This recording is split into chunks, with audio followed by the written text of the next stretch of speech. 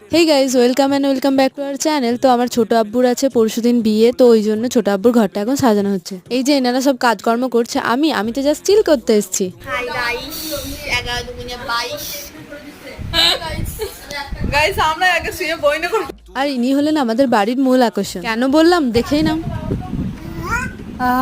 একেবারে পাকা গিন্নি, ওকে কিছু শেখাতেই হয় না, সব কিছু জানে ও। ওকে সবাই খেলা দেবে, কুক দেবে, কি ও নিজেই সবাইকে খেলা দিচ্ছে, কুক দিচ্ছে। ও আবার এখানে আমাকে চুড়িগুলো গুনে গুনেও দেখাচ্ছে।